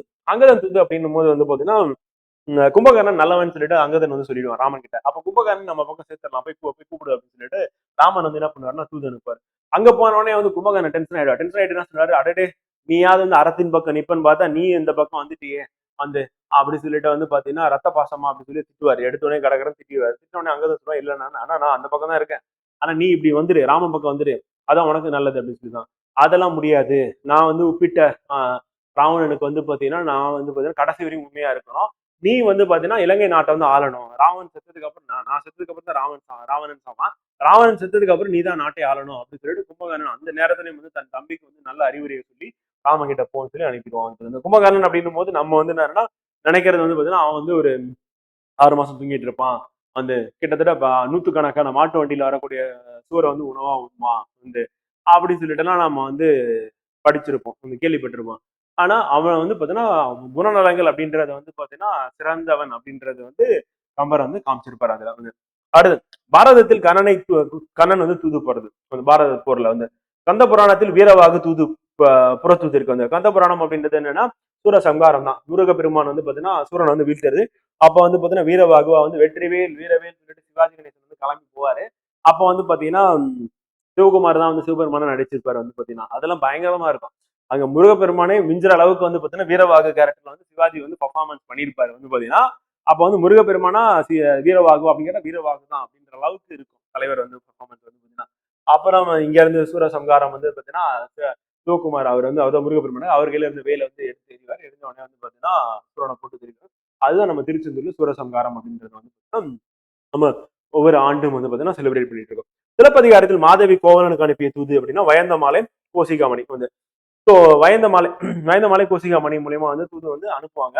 அப்படி போகும்போது வந்து பாத்தீங்கன்னா இது கோசிகாமணி வந்து பாத்தீங்கன்னா அந்த கடிதத்தை எடுத்துட்டு போய் கொடுப்பாரு. கொடுத்த உடனே கோவலன் அதை படிச்சு பார்த்துட்டு தன் தீதியில் என் தீது தான் அப்படின்னு சொல்லிட்டு தலைவன் வந்து அங்கதான் கண்கலவான். கோவலன் வந்து என்ன சொல்லுவானா, நான் தான் அவசரப்பட்டுட்டேன், மாதவி மேல எந்த தவறும் இல்லை அப்படின்றத அங்க உணர்ந்துடுவான். உணர்ந்துட்டு அந்த கடிதத்தை படிச்சு பார்த்தீங்கன்னா அப்படியே அந்த கடிதம் வந்து என்ன பண்ணனா தன்னுடைய தாய் தந்தைக்கும் வந்து பாத்தீங்கன்னா என்னது இந்த கடிதத்தை கொடுக்கலாம் அப்படின்ற மாதிரி அந்த கடிதத்தை அப்படியே அனுப்பி வைப்பான். அவன் படிச்சு பார்த்தானா அதனுடைய பொருள் வந்து பாத்தீங்கன்னா அந்த மாதிரி எல்லாத்தையும் நான் இழந்து நான் வாடுறேன் அப்படின்றது, கிளம்பி மதுரைக்கு வந்து கண்ணகியோட போறேன் அப்படின்றதுக்கு வந்து பாத்தீங்கன்னா ஒரு பொருந்தக்கூடிய வகையில வந்து பாத்தீங்கன்னா அந்த ஒரு கடிதமா வந்து இருக்கும். அந்த கடிதத்தை அவனுடைய தாய் தந்தைக்கு வந்து அனுப்பி வைப்பாங்க. கற்புக்கு அரசி வந்து பாத்தீங்கன்னா யார் அப்படின்னா மாதவி. நம்ம ஒரு சில கேரக்டர் மட்டும் வந்து பாத்தீங்கன்னா நெகட்டிவாவா இல்லைன்னா பாசிட்டிவா ஒரே என்னது உச்சத்துக்கு கொண்டு போறது பாசிட்டிவா இல்லைன்னா வந்து போட்டு வீழ்த்துறது, இந்த மாதிரி நம்ம நம்ம இருக்கிறதுனால தான் வந்து என்னன்னா சில கேரக்டர் வந்து பாத்தீங்கன்னா நமக்கு சரியா புரியாம போயிடுது. வந்து அந்த புரிதல் இல்லாத ஒரு கேரக்டர் தான் யாரு அப்படின்னா மாதவி. மாதவி வந்து கற்புக்கரசி அப்படின்னு சொல்லி யார் சொல்றாங்கன்னா இளங்கோடிகள் வந்து சொல்றாரு. ஸோ காரணம் என்னன்னா வந்து பாத்தீங்கன்னா கோவலனை மட்டும்தான் வந்து பாத்தீங்கன்னா கணவனா இருப்பா. கோவலன் இறந்ததுக்கு அப்புறம் வந்து பாத்தீங்கன்னா பௌத்த துறவியா வந்து மாறிடுவா. அவ மாறுறது இல்லாம அந்த குலத்துல பரதேர் குலத்தை பிறந்த தன்னுடைய மகளையும் வந்து பாத்தீங்கன்னா பௌத்த துறவியா மாத்துறது அப்படின்றது புரட்சியா வந்து அமைது. அதனால சிலப்பதிகாரம் புரட்சி காப்பியம் அப்படின்னு நம்ம சொல்றதுக்கு காரணம் வந்து பாத்தீங்கன்னா இதுவும் ஒன்று அப்படின்னு சொல்லி பாக்குறோம். கண்ணகி வந்து பாத்தீங்கன்னா என்னன்னா காப்பிய தலைவி, சாதாரண ஒரு பெண்ணா இருந்த வந்து பாத்தீங்கன்னா காப்பியத்துக்கு தலைவியா வந்து உச்சத்தை வந்து தொடர்றது. அப்புறம் வந்து பாத்தீங்கன்னா மன்னனை வந்து இடித்து உரைச்சு வந்து பாத்தீங்கன்னா ஆஹ் மன்னனை வந்து திட்டி வாதாடி நீதியை வந்து நிலைநாட்டுறது அப்படின்னு சொல்லி படைச்சிருப்பாரு வந்து பாத்தீங்கன்னா அதுவும் சிறப்பு சொல்லி பார்க்குறோம் வந்து. அடுத்து இதுதான் வந்து பாத்தீங்கன்னா அங்க தூது. சீவக சிந்தாமணில இருந்து குணமாலை வந்து பாத்தீங்கன்னா சீவகனுக்கு அனுப்பிய தூது வந்து கிளி. இது வந்து சீவக சிந்தாமணில சீவகனுக்கு தலைவன் வந்து சீவகன், அவனுக்கு வந்து குணமாலை வந்து அனுப்பிய தூது. பெரிய புராணத்துல சுந்தரர் பறவையாருக்கு அனுப்பிய தூது இறைவன் வந்து பாத்தீங்கன்னா சுந்தரர் வந்து பாத்தீங்கன்னா அவர் பறவையாருன்னா அவருடைய மனைவி நினைக்கிறேன். அவங்களுக்கு வந்து பாத்தீங்கன்னா இறைவனே தூது. ஏன்னா சுந்தரர் வந்து பாத்தீங்கன்னா சிவனை வந்து நண்பனா வந்து வச்சிருப்பாரு. அந்த சிவனே வந்து என்ன பண்ணுவாரு, நீ வந்து எனக்கு தான் என்னோட அடிமைன்னு சொல்லி எழுதி முப்பாட்டன் வந்து சாசனம் எழுதுனது எடுத்துட்டு போய் காமிச்சு கோர்ட்ல வாதிட்டு இவர் வந்து ஆட்கொள்வார் அப்படின்ற மாதிரி வந்து பாத்தீங்கன்னா சுந்தரர் வந்து பாத்தீங்கன்னா படைக்கப்பட்டிருக்கோம் அப்படின்னு சொல்லி திருவிளையாடல் வந்து பாத்தீங்கன்னா அந்த நலவெண்பாவில் நலன் தமையதுக்கு அனுப்பிய தூது வந்து அண்ணன். பிசிராந்தியார் கோப்பரஞ்சோழனிடம் அனுப்பிய தூது வந்து அன்னச்சேவர். முருகன் சூரபத்தினிடம் அனுப்பிய தூது வந்து வீரவாகு தேவர். பார்த்துதான் இது எல்லாம் வந்து தூது போனவங்க அப்படின்னு பாக்குறோம் அந்த லிஸ்ட் வந்து. அடுத்து நூல் நெஞ்சுவிடு தூது முதல் தூது அப்படின்னு சொல்லி பாக்குறோம். எழுதுனது யார் ஆசிரியர்னா உமாபதி சிவாச்சாரியார் அப்படின்னு சொல்லி பாக்குறோம். அழகர் கிள்ளை விடு தூது வந்து பலப்பட்டை சுக்கநாத புலவர் அப்படின்னு சொல்லி பாக்குறோம். இம்பார்ட்டன். இவர் தான் வந்து பாத்தீங்கன்னா நமக்கு என்ன சொல்லியிருக்காரு வந்து ஜெயங்கொண்டர் வந்து பாடியது வந்து பாத்தீங்கன்னா பரணிக்கோ ஜெயங்கொண்டர் சொல்லியிருப்பாரு வந்து. அடுத்து கூலப்ப நாயக்கன் விரலி விடுத்தது வந்து சுப்பரதீப கவிராயர் அப்படின்னு பார்க்கலாம். வண்டு விடுத்தது வந்து கச்சியப்ப முனிவர், தமிழ் விடுத்தது வந்து ஆசிரியர் பேர் தெரியவில்லை வந்து. நெஞ்சு விடுத்தது அழகர் கிள்ளை விடுத்தது, அதுக்கப்புறம் வந்து பாத்தீங்கன்னா தமிழ் விடுத்தது. இதெல்லாம் நமக்கு ப்ரீவியஸ் இயர் கொஸ்டின் அப்படி சொல்லி பார்க்கலாம். வெரி இம்பார்ட்டன்ட் சொல்லி பார்க்கலாம் வந்து. அடுத்து சென்ட்ரல் விடுத்தது வந்து பத்மகிரியார் பலபட்டை சொக்கநாத போல. தச விடுத்தது வந்து மீனாட்சி சுந்தரம் பிள்ளை. காக்கை விடுத்தது வந்து வெள்ளை வாரணார் வந்து பாத்தீங்கன்னா இது இம்பார்ட்டன் வந்து ப்ரீவியஸ் இயர் கொஸ்டின் வந்து நம்ம கேட்டிருக்காங்க அப்படி பார்க்கிறோம் வந்து. அடுத்து தமிழ் விடுத்தூது. தமிழ் விடுத்தூதின் ஆசிரியர் வந்து பெயர் தெரியவில்லை அப்படின்னு சொல்லி பார்க்கிறோம். தூது வந்து 96 சிற்றிலக்கிய வகைகள் ஒன்று நம்ம ஏற்கனவே பார்த்துதான் டேபிளையும் பார்த்துட்டோம். தமிழ் விடுத்தூது வந்து பாட்டுடைய தலைவன் யாருன்னா மதுரை சொக்கநாதர் அப்படின்னு பார்க்கிறோம். தமிழ் விடுத்தூது தமிழையே தூதா வந்து அனுப்புறாங்க. தமிழை போயிட்டு சொல்லு அப்படின்னு சொல்லிட்டு தமிழை வந்து மதுரை சொக்கநாதருக்கு வந்து தூதா வந்து அனுப்புறாங்க. கலிவெண்பாவில் உயர்தனை பொருளையோ அக்ரணை பொருளையோ தூது அனுப்புவதாக பாடுவது தூது இலக்கியம் அப்படின்னு சொல்லி பார்க்கலாம். உயர்தனை பொருள் வந்து பாத்தீங்கன்னா இருக்கும் மனிதர்கள் அனுப்பணும்னா அது அக்ரிணை பொருள் அப்படின்னா வந்து பாத்தீங்கன்னா விலங்குகள் தாவரங்கள் இதை பார்த்தீங்கன்னா அக்ரிணை பொருள் அப்படின்னு சொல்லுவோம். மதுரையில் கோவில் கொண்டிருக்கும் சொக்கநாதர் மேல் காதல் கொண்ட பெண் ஒருத்தி தன் காதலை கூறுமாறு தமிழ் மொழியே தூது விடுவது தமிழ் விடு தூது அப்படி பார்க்கலாம். இதுதான் வந்து தமிழ் விடு தூதோட சிறப்பு அப்படி பார்க்குறோம். எல்லாத்தையும் பயன்படுத்திட்டாங்க அப்படின்றத வந்து இங்க நமக்கு நல்லாவே தெரியுது. பறவை, விலங்கு, அப்புறம் தாவரம் அப்படின்னு சொல்லி எடுத்துக்கும் போது வந்து பாத்தீங்கன்னா தமிழே போயிட்டு நீயே தூதா போ அப்படின்னு சொல்லி சொல்றாங்க. இந்நூல் வந்து 258 கன்னிகளை கொண்டது அப்படின்னு சொல்லி பார்க்கிறோம். கேட்டிருக்காங்க. 1930 ஊவேசா வந்து தமிழோட தூது வந்து பாத்தீங்கன்னா நூலை முதலில் பதிப்பித்தார் அப்படின்னு பார்க்கிறோம். யாரும் பதிப்பித்தா முதல்ல தமிழோட தூதுவில் இடம்பெற்றுள்ள கன்னி என்பதன் பொருள் வந்து 2 கண்களை போன்ற 2 பூக்களை கொண்டு தொடுக்கப்படும் மாலைக்கு கன்னி என்று பொருள்படும் சொல்லி பார்க்கிறோம். கலிவெண்பாவில் பாடப்படும் சிற்றிலக்கியம் எது அப்படின்னா தூது இலக்கியம் அப்படின்றது வந்து இதுதான் தூது இலக்கியத்தை பத்தின முக்கியமான செய்திகள். பாடப்பகுதியில் உள்ள பாடல்கள் அப்படின்னு பார்த்துருவோம். 9ஆம் வகுப்பு 10வது பக்கத்துல வந்து இருக்கக்கூடிய பாடல்கள் என்னென்ன இருக்கு அப்படின்றது வந்து பார்ப்போம். சீர்பெற்ற செல்லும் சித்திக்கும் தெல்லமுதாய் தெல்லமுதின் மேலான முத்தி கனியே என் முத்தமிழே புத்திக்குள் வந்து தமிழை வந்து அவ்வளவு அழகா சொல்றாங்க. இனிக்கும் தெரிந்த அமுதமாய் வந்து அந்த அமிழ்தினும் மேலான முத்தி ஆகிய விடுதலை தரும் கனியே. அமிழ்தினும் மேலானது எது அப்படின்னா தமிழ் அப்படின்னு சொல்றாங்க. உண்ணப்படும் தேனே உன்னோடு உவந்து உரைக்கும் விண்ணப்பம் உண்டு விளம்ப கேள் மண்ணில். என்னன்னா 7 இசை நாடகம் என 3ம் சிறந்து விளங்கும் என் தமிழே அறிவால் உண்ணப்படும் தேனே உன்னிடம் நான் மகிழ்ந்து விடுவிக்கும் வேண்டுகோள் ஒன்றுள்ளது அதை கேட்பாயாக அப்படின்றதான் வந்து பொருள். 7 இசை நாடகம் அடுத்த வரியில வரும். குற்றம் என்றும் பல்லு என்றும் கொள்வார் கொடுப்பாய்க்கு உறவு என்று 3 இனத்தும் உண்டோ திறமெல்லாம் தமிழே உன்னிடமிருந்து குறவஞ்சு பல்லு என்ற நூல்களை பாடி புலவர்கள் சிறப்பு கொள்கின்றனர். பிறர் படிக்கும் வகையில் நீ அவற்றை கொண்டிருக்கிறாய். அதனால் உனக்கு தாலிசை துறை விருத்தம் என்னும் 3 வகை பாவினங்களும் உறவு ஏதேனும் உண்டோ வந்து அப்படின்னு சொல்லி தமிழ் வந்து வினவர மாதிரி இருக்கு. வந்து என்றும் சிந்தாமணியாய் இருந்த உனை சிந்து என்று சொல்லி நாச்சிந்துமே அந்தரமேல் பாவின் திறம் அனைத்தும் கைவர பெற்று பொறிந்து நின்று என்றுமே சிந்தா கெடாத மணியாய் இருக்கும் உன்னை இசைப்பாடல்கள் ஒரு வகையான சிந்து என்று அழைப்பது நீ பெருமைக்கு தகுமோ அவ்வாறு கூறிய நான் இற்று அழும் நன்றோ. முற்றும் உணர்ந்த தேவர்களும் முக்குணமே பெற்றார் நீ குற்றமில்லா 10 குணம் பெற்றாய் மற்றொருவர்.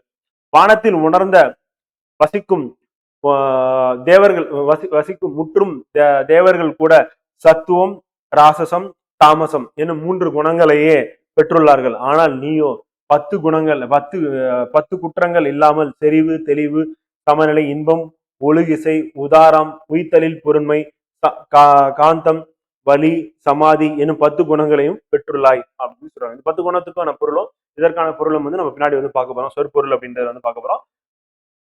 ஆக்கிய வண்ணங்கள் 5 மேல் உண்டோ நீ நோக்கிய வண்ணங்கள் 100 உடையாய் நாக்குலோன் வந்து மனிதரால் உண்டாக்கப்பட்ட வண்ணங்கள் வெண்மை செம்மை கருமை பொன்மை பசுமை என 5ற்கு மேல் இல்லை. நீயோ புலவர்கள் கண்டதை குரில் அகவல் தூங்கிசை வண்ணம் முதலாக இடை மெல்லிசை வண்ணம் ஈராக 100 வண்ணங்களை கொண்டுள்ளாய். ஊனரசம் 6 அல்லால் உண்டோ செவிகள் உணவு ஆன நவரசம் உண்டாயினாய் ஏனோருக்கு நாவின் மீது பொருந்தும் குறைபாடுடைய உணவின் சுவைகள் 6க்கு மேல் இல்லை. நீயோ செவிகளுக்கு விருந்தளிக்கும் 9 சுவைகளை பெற்றுள்ளாய் அப்படின்னு சொல்றாங்க தமிழோட சிறப்பா.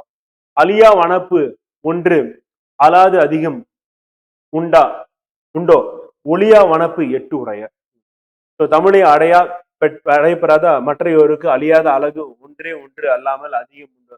நீயோ நீங்காத அம்மை முதலிய அழகுகள் 8னை பெற்றுள்ளாய் அப்படின்னு சொல்றாங்க. அம்மை 8 என்ன அப்படின்னு பின்னாடி பார்க்க தான் போறோம்.